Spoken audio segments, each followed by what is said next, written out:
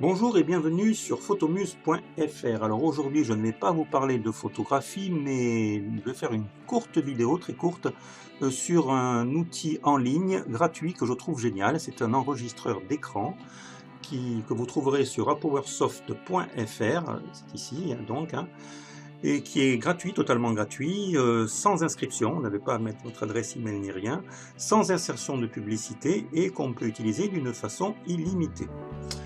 Alors, comment s'en servir? Comme tout enregistreur d'écran, vous avez ici la fonction pause, qu'on peut également atteindre avec le raccourci CTRL F7.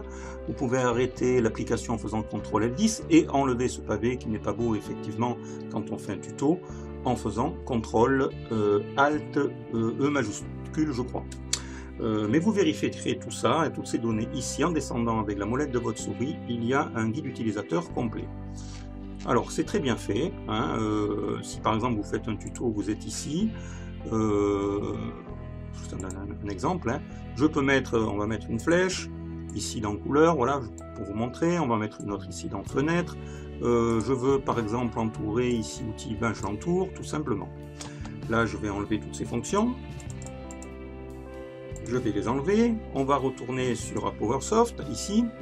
Pour vous montrer, j'aurais pu le faire tout à l'heure, qu'on peut également, si vous avez une webcam, vous filmer en même temps que vous faites le tuto et enlever la webcam quand vous le voulez. On va faire un petit essai maintenant.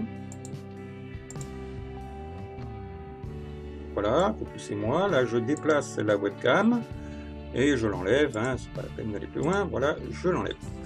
Ensuite, quand vous aurez terminé le film,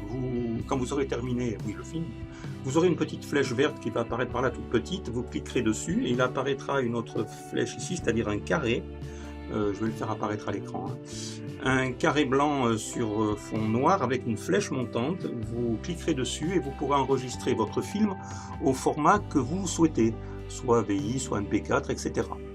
Voilà, pour ce qui est de la dimension de l'écran, vous avez plusieurs options au départ, donc vous choisirez, et puis vous verrez avec le guide utilisateur.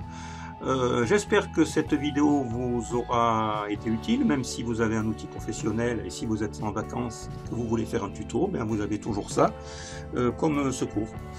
Voilà, je vous souhaite une bonne journée donc, et je vous dis à bientôt sur photomuse.fr.